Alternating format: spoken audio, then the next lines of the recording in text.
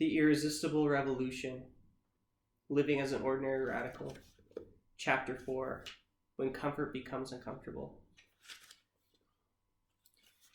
Just a few days after I returned from Calcutta, I headed to Willow Creek Community Church in the verdant Chicago suburbs, when I had arranged a one-year internship.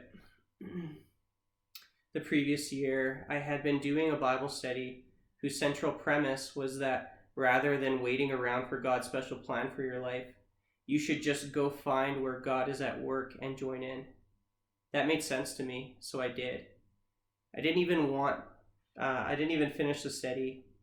Essentially, that's what led me to spend the summer in Calcutta and then to spend a year at Willow Creek. God appeared to be powerfully at work in both places, but I had no idea how difficult the transition would be. Needless to say, when I walked into the atrium where they had a food court on the megachurch campus, I knew I was a long way from the leper colony in India. The worlds of poverty and wealth collided, and I guess I felt a little dose of what the experts call culture shock. According to Mother Teresa, it is among the wealthy that we can find the most terrible poverty of all, loneliness. So perhaps I was still among the poorest of the poor, but these poor folks had some cash. Culture shocked. I had heard the beautiful story of Willow Creek's beginnings as a bunch of young people who were pretty disillusioned with the church. They went door to door selling tomatoes and asking people how they felt about this peculiar thing called church. If folks they talked with were happily connected to a congregation, then they encouraged them to continue and move on. If the folks they met were discouraged about hostile toward church, then they would talk with them, explaining that they had something in common and were embarking on an adventure of trying to give birth to a new way of being church. Rooted in the vision of the early church, and with the book of Acts on their lips, they started small, sloppy, passionate. Now, some 30 years later, they are one of the nation's largest congregations, with over 20,000 folks coming onto the 150-acre campus each week. Eastern College had agreed to let me do my final academic work at Wheaton College, which was just a half hour from the church, while I served the internship.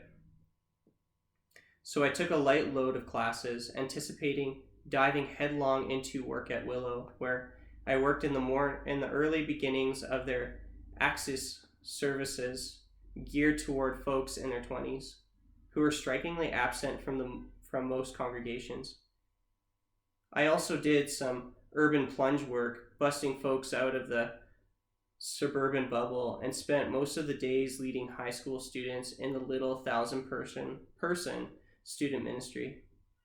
And every chance I got, I would head into downtown Chicago to hang out in the inner city, Lawndale, go to Uptown, or chill with the homeless guys who lived under Lower Wacker Drive. I must say, Wheaton wasn't the easiest place to be.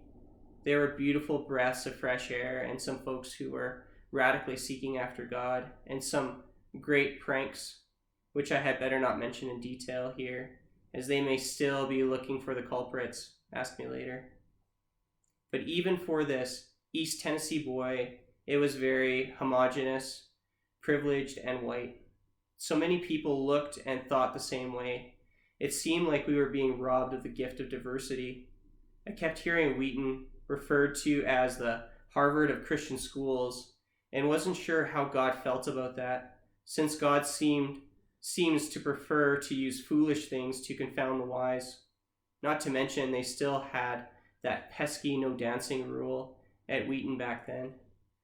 My roommate at Wheaton, no doubt divinely appointed with a little humor, was the head of the ROTC and happened to be one of the only non-white students at Wheaton. He explained to me that the only way he was able to attend Wheaton was with the ROTC scholarship, along with its mandatory U.S. military service requirement, and he wasn't even from the U.S. We talked a lot about war and peace. He explained to me that he did not believe Christians should go to war. We had some good times together, including a debate we hosted, okay, rigged, for all the ROTC cadets, in which we debated just war theory and surprisingly came out agreeing that when Jesus said, "Love your enemies," he meant not to kill them. I wish I could say that was the end of the ROTC at Wheaton. That's still in process, although I must applaud Wheaton's decision to change its name from the Wheaton Crusaders to Wheaton Thunder.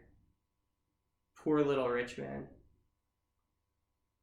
The year I was at Wheaton, Rich Mullins was also there on a sabbatical of sorts.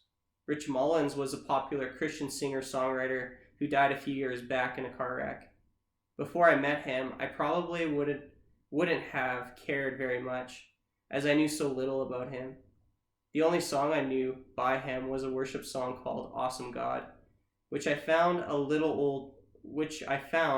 old school, and I didn't care much for the part about God having lightning in his fists, as it sounded a little more like the Greek god Zeus than Yahweh.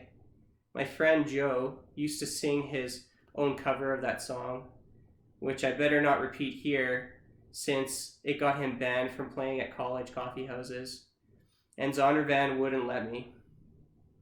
Suffice it to say that it had something to do with God kicking some serious butt. But then I heard that Rich Mullins was a pretty crazy dude who hitchhiked a lot, went barefoot all the time, and like St. Francis of Assisi, my newfound hero. So I became secretly intrigued. My resident assistant at Wheaton told me Rich had come to school largely because he was writing a musical inspired by the life of Francis, and that he was going to audition for the part. I was even more intrigued, looking for the opportunity to nurture the relationship with my RA. You never know when that will come in handy, especially at Wheaton. I asked if I could come along, so we went. Rich and the Ragamuffins, his band, were there as folks auditioned. I sat back, studied a bit, and watched. Some folks were dismissed, and others were called back to read again. As fewer and fewer were left, my friend being one of them, they found they needed an extra reader. At the time, I had multicolored hair, and I was wearing ripped jeans and a Rage Against the Machine shirt, sporting a black American flag with the words "Evil Empire." I think they thought I was cute, not really matching the Wheaton prototype. So I was drafted to help read the extra for the last of the auditions. After I read a few lines, they had the nerve to say to me, "We just need you to read plainly. Lose the accent." What? Lose the accent?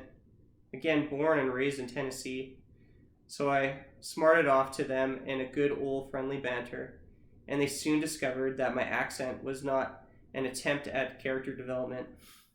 Looking back, it's a little weird to think how quickly we hit it off. They asked me to go ahead and actually audition for the play. I told them I didn't even have enough time for a play. They said neither did they. I told them I don't sing. They told me to try, so I agreed. Rich had been playing an old hymn on the keyboard, and they would go down the line and each auditioner would sing the chorus in turn, so I hopped into the lineup. Hampered by my lack of rhythm and my tone deafness, I had no idea when to come in, but I tried to fake it. Each attempt, I was several beats too late or too early, and I tried 2 or 3 times before giving up. With every hee-hawing, they all made fun of me, and it wasn't long until they invited me to join the show. They assured me there was one part that required no musical skill, and that the show was just as much about community as talent. So several months later, I ended up lip-syncing in the musical. Meanwhile, I had a blast hanging out with Rich and the kid brother of St. Frank, as they came to call themselves. Rich was one of those folks who assured me that the Gospels were not just for Mother Teresa and St. Francis, and that the Sermon on the Mount is as meaningful today as it was 2,000 years ago. I will never forget one of the chapel services where Rich spoke while I was at Wheaton. Let me confess, I had stayed up all night playing Monopoly and slept through the whole thing, but I got the tape and listened to it later. Rich stood up in chapel and said, "You guys are all into that born again thing, which is great. We don't need to be born again, since Jesus said that to a guy named Nicodemus. But if you tell me I have to be born again to enter the kingdom of God, I can tell you that you have to sell everything you have and give it to the poor, because Jesus said that to one guy too." And he paused in awkward silence. But I guess that's why God invented highlighters, so we can highlight the parts we like and ignore the rest. Ha! If Rich hadn't died, he probably would have joined the list of notorious blacklisted chapel speakers. Comfort interrupted. So all this stuff with Rich at Wheaton was just like a bonus. And as I look back on it, the whole experience seemed to mysteriously fit into the whole journey out there in Chicagoland and Willow World. The reason I had come to Chicago in the first place was Willow Creek. So nearly every day I was making the half-hour commute. That drive from Barrington to Wheaton became very familiar.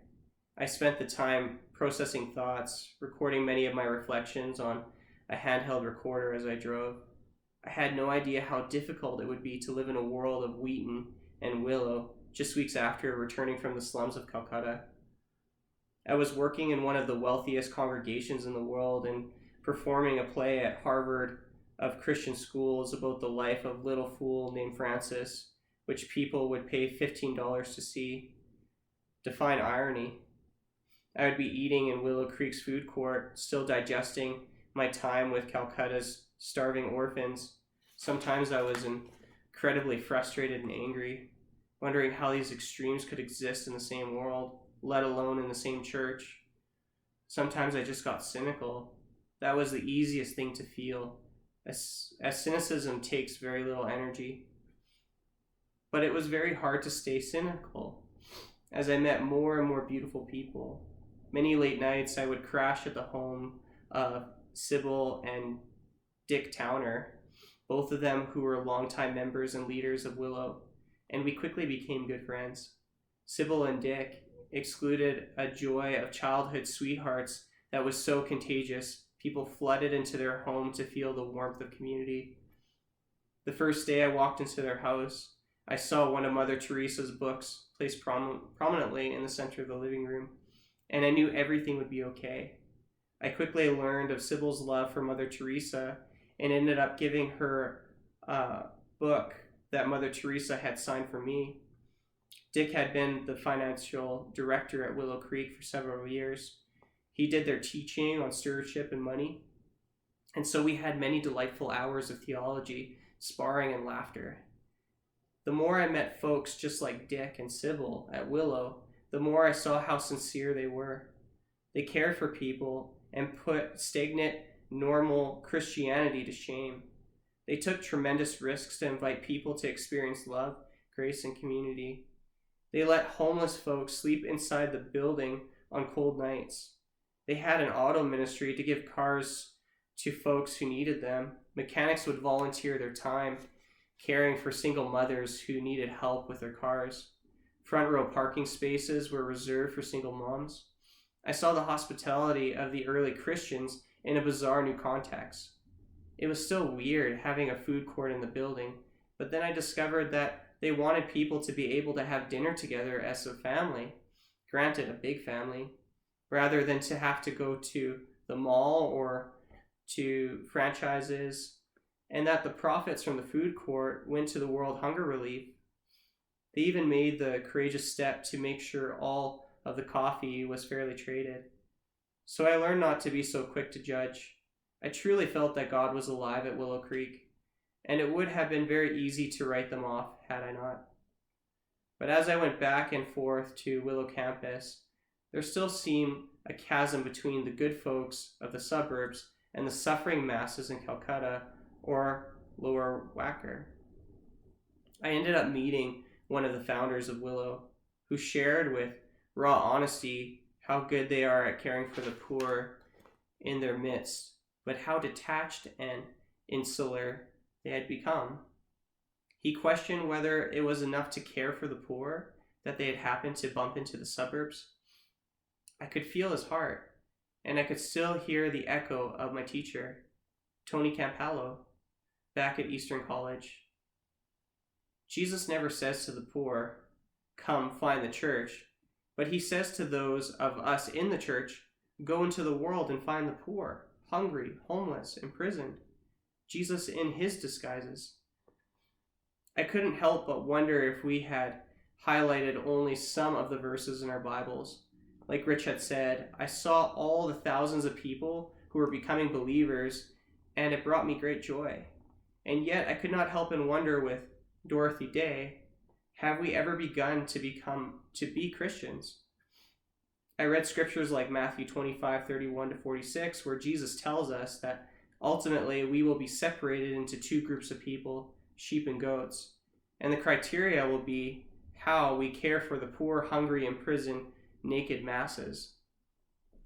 I could not help but ask, when all is said and done, and the thousands of Christians I was with are gathered before the throne, will we all be with the sheep? I heard one of the teaching pastors at Willow Creek speak on the rich young ruler text that Rich had talked about in Wheaton's Chapel. The teaching pastor said, "Now this doesn't mean you have to go sell your rollerblades and golf clubs." And he went on to contextualize the teaching to show that we just need to be careful not to make idols of things. I wasn't so sure about that. Jesus doesn't tell the man to be a better steward or to treat his workers fairly or not to make money an idol. He tells this highly educated and devout religious young man that he lacks one thing, giving up everything he owns to give to the poor. Rich Mullins used to say, "That's because there are a lot of people coming to the banquet, and God doesn't want all the luggage to deal with." The uncomfortable cross. I decided to look a little closer at some of Rich Young Ruler's text, which appears in Matthew, Mark, and Luke. After Jesus' teaching that you must enter the kingdom like a little kid, a wealthy man comes up and asks Jesus what he needs to do, and Jesus tells him he lacks one thing. Lacks is an interesting word to use, since the rich man thought he had everything. And what might that one thing be? You can almost see him get excited. Then Jesus drops the big one. Sell everything you have and give it to the poor. The man's face sinks, and he walks away with his riches. I think it broke Jesus' heart to let the man walk away. The text says that Jesus looks at him and loves him as he walks away. But Jesus doesn't run after the man saying, "Hey, it's a journey, just give half," or "Start with 10%. He simply lets the man choose his wealth. In our culture of seeker sensitivity and radical inclusivity, the great temptation is to compromise the cost of discipleship in order to draw a larger crowd. With the most sincere hearts, we do not want to see anyone walk away from Jesus because of the discomfort of his cross. So we clip the claws of the lion a little. We clean up a bit the bloody passion we are called to follow. I think this is why the disciples react as they do. They protest in awe. Who then can be saved? Why must you make it so hard? We need some rich folks here, Jesus. We're trying to build a movement. And yet Jesus lets him walk away. Jesus doesn't exclude rich people. He just lets them know their rebirth will cost them everything they have. The story is not so much about whether rich folks are welcome as it is about the nature of the kingdom of God, which has an ethnic and economy diametrically opposed to those of the world. Rather than accumulating stuff for oneself, followers of Jesus abandon everything, trusting in God alone for providence. Willow Creek has helped coin the language of seeker sensitivity, the idea that congregations need to carve out spaces for spiritual seekers to journey towards God, which is a good thing. And I am the first to say that we need more safe places, especially in the church, where folks can ask tough questions and seek truth together in humility and grace. I long for people to fall in love with God and each other, and so I am a big fan of being radically inclusive, whether that means not turning off transsexuals or folks who drive SUVs. But I also became aware of how delicate the venture can prove to be. The temptation we face is to compromise the cost of discipleship, and in the process, the Christian identity can get lost. We don't want folks to walk away. We're driven by a sincere longing for others to know God's love and grace and to experience Christian community. And yet, we can end up merely cheapening the very thing we want folks to experience. This is the cheap grace that spiritual writer and fellow revolutionary Dietrich Bonhoeffer called the most deadly enemy of the church. And he knew all too well the cost of discipleship. After all, it led to the exclusion in 1945 for his participation in the Protestant resistance against Hitler.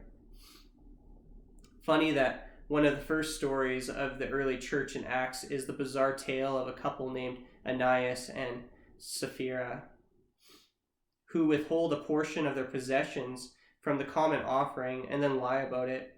Peter confronts them in a way that seems quite rude, not very seeker-sensitive. And then on top of it, God strikes them dead, not very tolerant or inclusive. Perhaps we should be thankful that God isn't into that anymore, otherwise we'd have much smaller congregations. We would like to include people like the rich ruler and Ananias and Sapphira, but we would end up with the sort of Christianity that arose after Constantine, in which everyone can be a Christian, but no one knows what a Christian is anymore. Yet over and over in the scriptures, Jesus warns people of the cost of discipleship, that it'll cost them everything they have ever hoped for and believed in. Their biological families, their possessions, even their very lives. He warns them to count the cost before putting their hand into the plow. And Jesus allows people to walk away. It was very revealing when I asked someone why there were no crosses at Willow Creek, and he replied, "We try to be seeker-sensitive, and the cross is not." To be fair, I know he was referring to the fact that many folks associate the pain of the past church experiences with the traditional icons and music, hymnals, and pews, so Willow Creek got rid of those cultural barriers. And while they proclaim and live the message of the cross in many beautiful ways, there is still something profoundly unsettling about a church that has no crosses. True, the cross is not always seeker-sensitive, it is not comfortable, but it is the cornerstone of faith. And I fear that when we remove the cross, we remove the central symbol of the non-violence and grace of our lover. If we remove the cross, we are in danger of promoting a very cheap grace. Perhaps it should make us uncomfortable. After all, it wasn't so comfy to get nailed there. Becoming lovers. I once heard the saying, God comforts the disturbed and disturbs the comfortable. In my suburban comfort, I increasingly felt disturbed by God.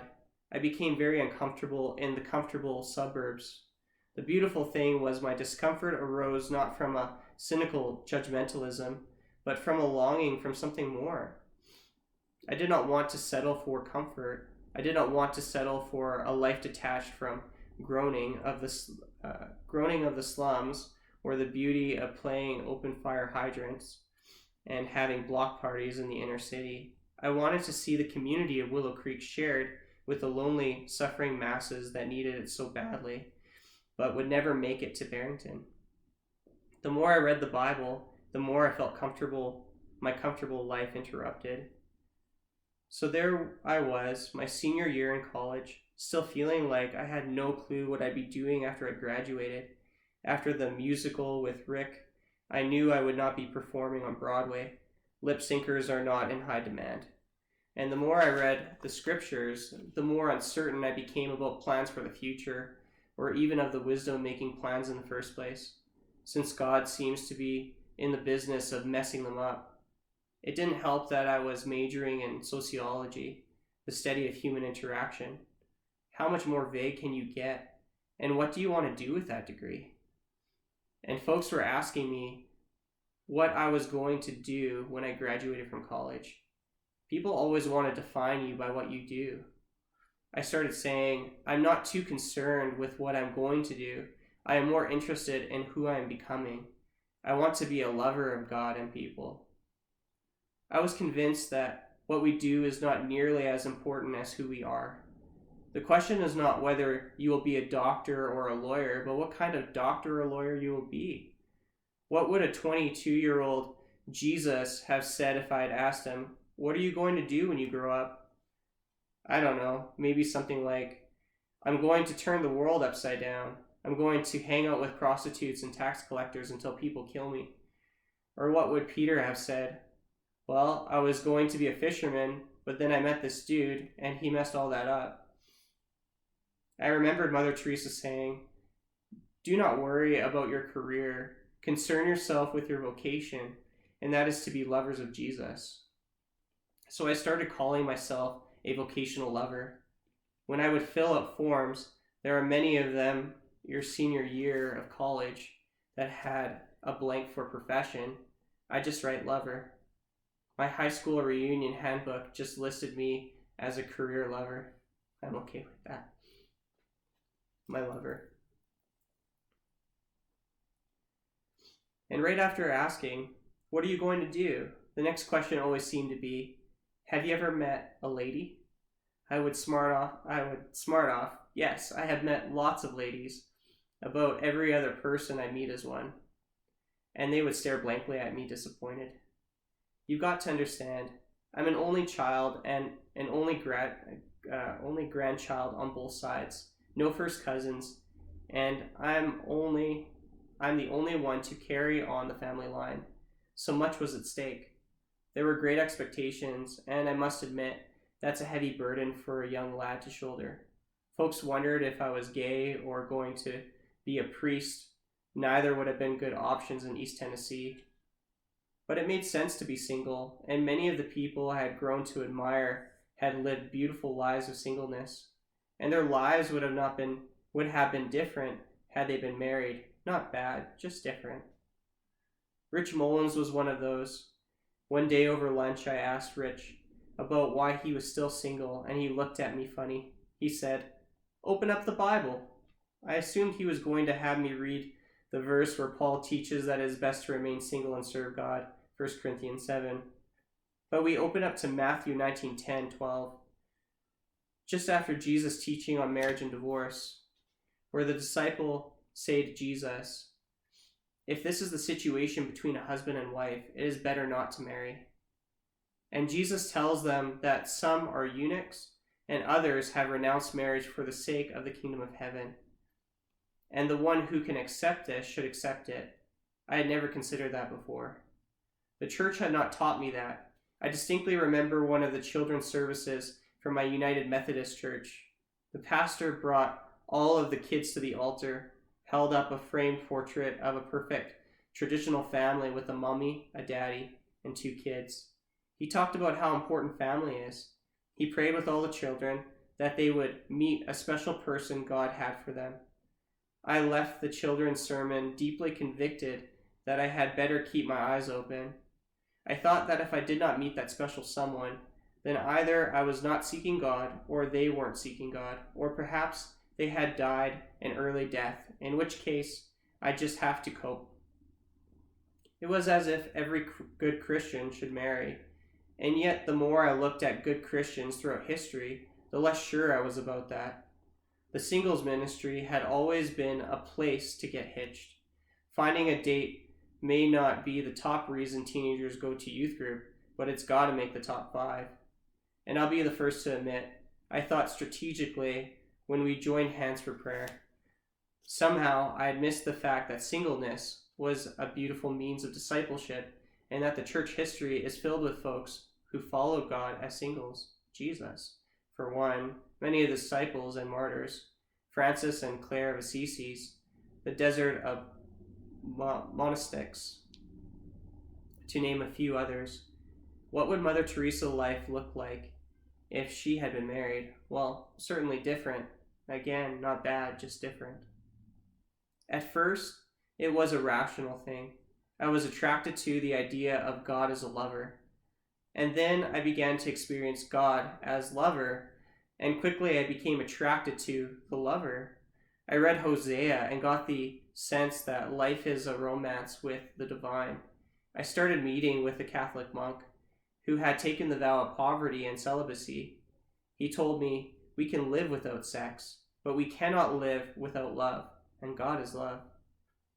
I had come to see God as a lover and a provider, and to desire a life of singleness and poverty, not very reassuring to my parents, who had sent me, their only child with no cousins, to college to get a top-notch education, meet a wife for lifer, and become something important. The American Jesus. One of the last things I did in Chicago was write my senior thesis in sociology. Reading sociology while watching the church from a distance, I had become beguiled by pop Christianity and the market culture. So a thesis on the American Jesus seemed well on its way. I knew what Cornel West meant when he said, "We've taken the blood at the foot of the cross and turned it into Kool-Aid and marketed it all over the world." Or as Rich Mullins saying, "They only want what they can own, but they can't own you." I found the classic sociologists articulating many of my thoughts on the commodification of God. Emil Durkheim, the classic forefather of sociology, wrote extensively about totemism, the human tendency to form our conception of God in our own image. He said that oftentimes what human beings do, whether than Aboriginal tribes in the jungle or sophisticated clans, or not so sophisticated clans in industrial countries, is take the values and traditions that we most admire about ourselves and project them onto a totem. Eventually, we stand in awe of that totem and end up worshiping an incarnation of the things we love about ourselves. As George Bernard Shaw said, God created us in his image, and we decided to return the favor. We created a Western conception of the Mediterranean peasant revolutionary who lived 2,000 years ago, whom we can relate to and who cares about what we care about, eats at McDonald's and votes Republican. Or as the punk rock band Bad Religion puts it, we've got the American Jesus. He helped build the president's estate. During one of the short-term mission trips I had gone on, a group of children were preparing a skit from the gospel story they had read. They came up to me and said, "Shane, we need you to play Jesus because you are white and from America." Ouch. God forgive us. Buddy Jesus had become a white American resembling Mr. Rogers. What have we done? The bad news was that I had grown very weary of this Jesus. The good news was that there is another Jesus. I decided that one of the best ways to discover the historical Jesus is to deconstruct the American totem, to take him off the totem pole we have nailed him to. So I did a little survey, probing Christians about their misconceptions of Jesus. It was fun just to see how many people think Jesus loved homosexuals or ate kosher. But I learned a striking thing from the survey. I asked participants who claimed to be strong followers of Jesus whether Jesus spent time with the poor. Nearly 80% said yes. Later in the survey, I sneaked in another question. I asked the same group of strong followers whether they spent time with the poor, and less than 2% said they did. I learned a powerful lesson. We can admire and worship Jesus without doing what he did. We can applaud what he preached and stood for without caring about the same things. We can adore his cross without taking up ours. I had come to see that great tragedy in the church. Sorry. Is not that rich Christians do not care about the poor, but that rich Christians do not know the poor.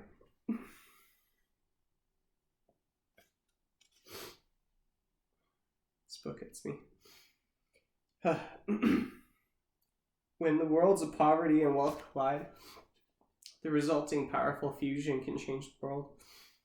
But that collision really happens. I could feel it happening inside of me. One of my punk rock friends asked me why so many rich people like talking to me. And I said because I'm nice to them. He asked why I was nice to them. I said because I can see myself in them. That gives me a little patience and grace. I long for the Calcutta slums to meet the Chicago suburbs, for lepers to meet landowners, and for each to see God's image in the other. It's no wonder that the footsteps of Jesus led from the tax collectors to the lepers. I truly believe that when the poor meet the rich, riches will have no meaning. And when the rich meet the poor, we will see poverty come to an end.